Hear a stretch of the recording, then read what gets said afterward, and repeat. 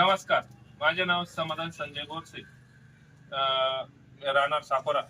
तर मी दरवर्षी 35-24 हे वाण लावतो. गेल्या 3 वर्षापासून एकच वाण लावतोय. याची उभे राहण्याची क्षमता बी फार चांगली आहे. वाऱ्या वावदानात पडणे जाणे याचं प्रमाण फारच कमी आहे.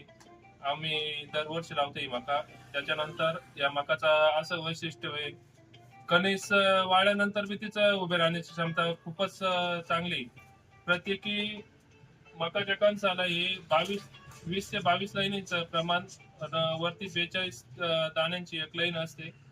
त्याच्यानंतर मकाला वजन पण खूप छान आहे. आणि आता पण चालू हंगामात बी लावली 35-24 मका. प्रत्येकी मला डबल कणीस भरलंय. त्याच्यानंतर मका ही खूप छान आहे. विनंती करतो की चालू हंगामात बी हीच मका लावावी. आपला एक शेतकऱ्याचा अनुभव आहे. तुम्ही अनुभव घेऊन पहा, मी पण घेऊन बघलाय. धन्यवाद.